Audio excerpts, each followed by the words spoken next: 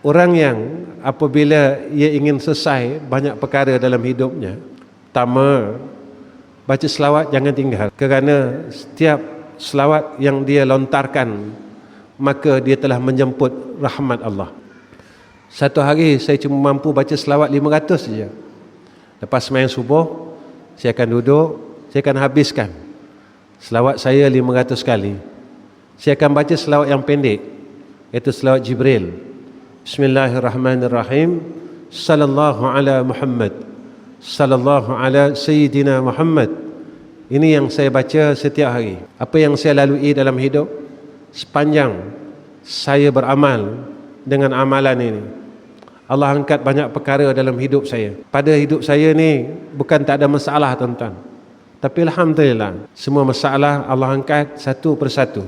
Benarlah, jika kita berselawat kepada Rasulullah sallallahu alaihi wasallam, hidup kita dalam rahmat. Kedua, jangan tinggalkan amalan ini. Ya ghiyathal mustaghithin aghithna. Ya ghiyathal mustaghithin aghithna.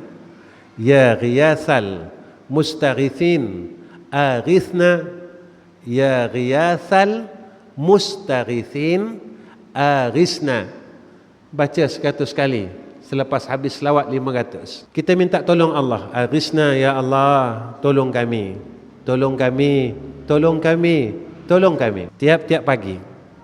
Ya ghiyasal mustaghisin aghithna. Yang terakhir, baca istighfar Nabi Allah Yunus. La ilaha illa anta subhanaka inni kuntu minaz zalimin.